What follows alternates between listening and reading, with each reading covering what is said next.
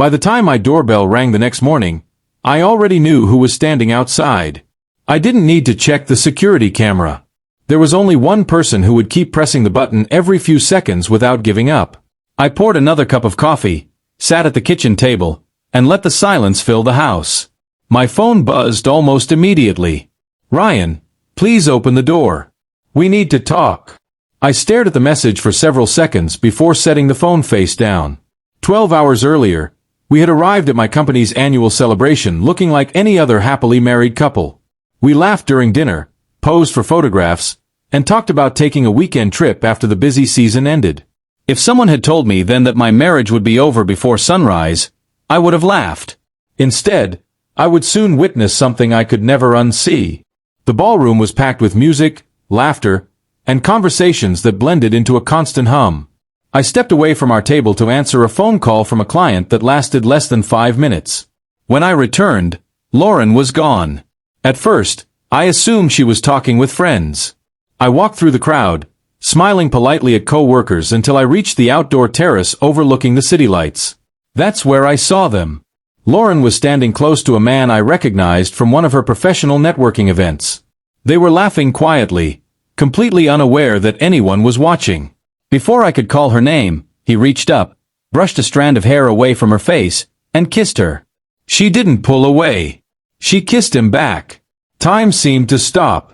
I didn't shout or create a scene. I simply turned around, walked back through the ballroom, picked up my jacket, and left without saying goodbye to anyone. The drive home felt strangely peaceful. I expected anger, but all I felt was clarity. I replayed the moment on the terrace over and over, hoping I had misunderstood what I'd seen. Every time the answer was the same. By the time I reached the house, I had already made one decision. I wasn't going to spend the night arguing over something my own eyes had witnessed. I turned off my phone, placed my wedding ring on the bedside table, and sat in the living room until sunrise. Around 3 in the morning, dozens of missed calls and text messages appeared on my screen. "Where are you? Please answer. It's not what you think." I read every message without replying.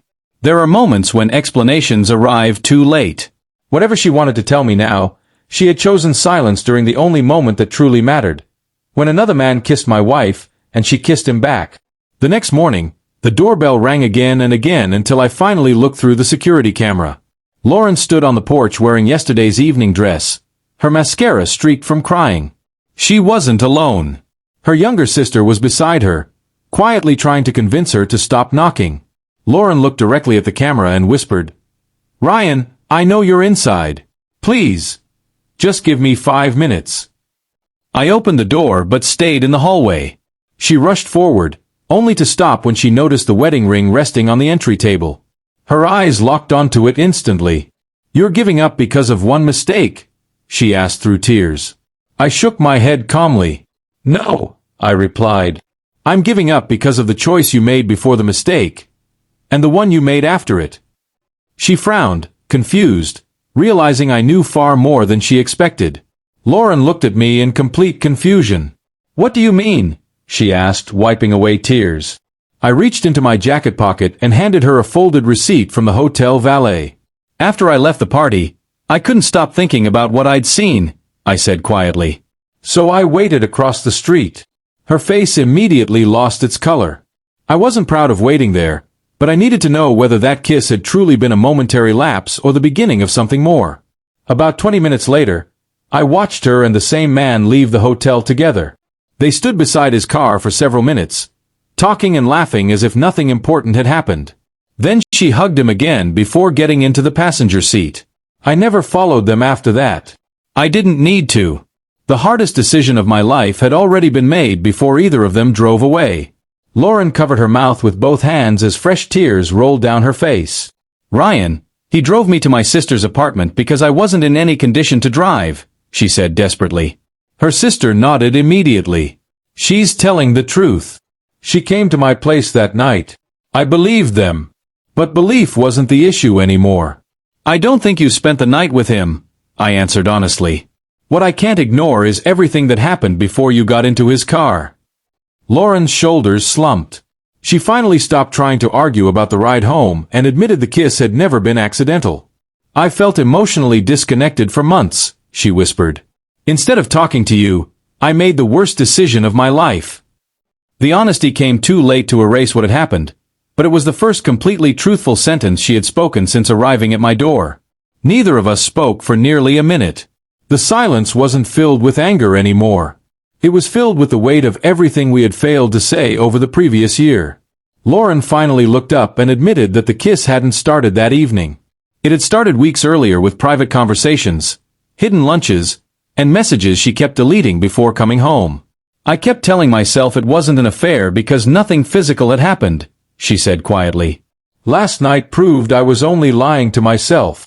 I appreciated her honesty, but it also confirmed what I already knew. Betrayal rarely begins with a kiss. It begins with the decision to invest your heart somewhere your spouse cannot see. I told her I forgave her because I didn't want bitterness to define my future. Then I added something she wasn't expecting. Forgiveness doesn't always mean the relationship survives. She silently nodded, understanding exactly what I meant. 6 months later, our divorce was finalized with respect instead of resentment. We divided our belongings fairly, wished each other well, and walked away without turning each other into enemies. Looking back, people often assumed our marriage ended because I caught my wife kissing another man at a party. The truth was more complicated. The kiss was only the moment the hidden distance between us became impossible to ignore. Lauren later told me that losing the marriage forced her to confront the habits of avoidance and emotional secrecy that had slowly damaged our relationship. I learned something too. Love cannot survive on assumptions, silence, or hope alone. It requires honesty before problems become crises. The morning Lauren stood crying at my door wasn't the day she finally realized what she had lost. It was the day both of us accepted that some apologies can heal hearts, but they cannot always rebuild the trust that once held those hearts together.